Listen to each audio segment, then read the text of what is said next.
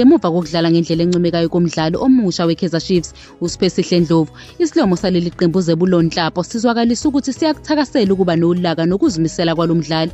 uNdlovu ongumdlali wasesiswini owake wagijima kuSuperSport United ne-Orlando Pirates ushaye igoli elilodwa emdlalweni weligi wakamuva waleli qembu nePolokwane City e-FNB Stadium.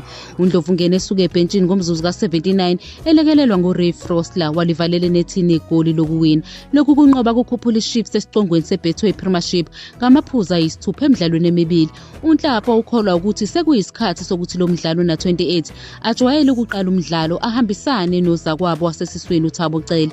uNhlapo ubalula ukuthi ukuzimisela kukaNdlovu okungaguquki okwabonakala ngesikhathi sagijima kuMaritzburg United, Orlando Pirates neSuperSport United kumenza abe ngumdlali obalulekile kuleli qembu.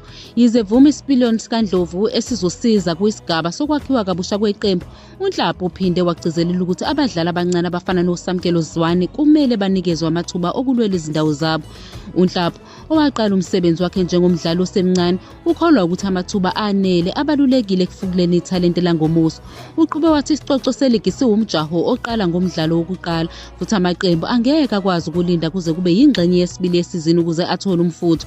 Yize iqembu lamanje leKaizer Chiefs limnika ithemba, uNhlapo uzwakalisa ukukhathazeka ngokuthanda kwabo ukuqala imidlalo kancane bese bedlala ngomfutho uma abalandeli bezwakalisa kungenami. Unxusa iqembu ukuthi lisondele kuyona yonke imidlalo ngomdlandla kusukela kushaywa impempe okukuqala.